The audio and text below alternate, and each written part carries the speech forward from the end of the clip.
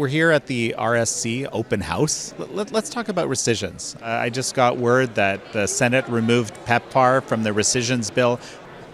Do you expect there's a will in the Senate to pass the rescissions bill as is or close to as is? We have to be willing to cut spending in this country. At $37 trillion in debt, continuing down the same road is just simply not an answer. And this was only a $9 billion package anyway. So the idea that we can't spend $9 billion from our budget when we've got $37 trillion in debt and a $6 trillion budget every year, this doesn't make any sense to me.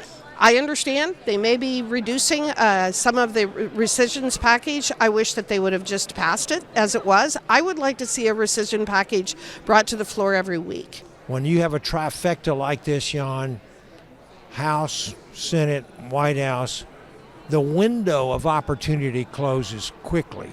And we cannot ever allow perfect to be the enemy of good. If we can move that football down the field, we've got to do so.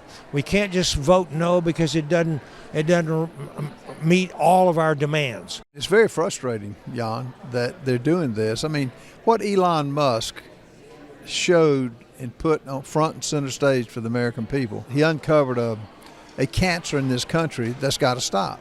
If you ran your house like that, you'd be on the street.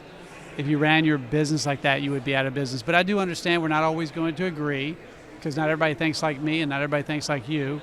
So we're getting to where we need to get. There's no reason that they should not pass this bill.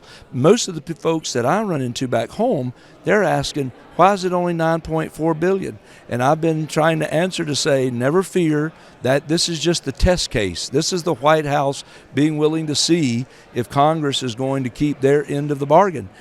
There's concerns about there's sort of loss of soft power that USAID confirmed, especially vis-a-vis communist China. You know, soft power matters. It's important. It's part of a realist foreign policy framework, which the president is moving us towards. And I think that's something the American people want to see. But what does not fall in that category is promoting transgender surgeries in Guatemala or DEI scholarships in Burma. I think it's something we've got to really think critically about. There's nothing that promotes American interests whenever it comes to promoting far-left ideologies in foreign countries. I'm not worried about it. I think Donald Trump's got plenty of hard power to go around these days. USAID, I think, its roots might have been for a good cause in the beginning, but you've seen what it's grown into. It's become a slush fund for bureaucracies and others to doing things way outside of what a mission I think the average Joe taxpayer would ever want to see happen. The absence of American presence in parts of the world, some strategic parts of the world, could be filled by people who are adversaries or even our enemies. And so we do need to be aware, be mindful, have people on the ground in those countries, and then to prioritize to make sure that we are using tax dollars wisely. We've in the Oversight Committee, we've gone to folks and said, okay, it says here you've got $7 billion. What do you have to show for it? And they have no receipts. And it's just unsustainable.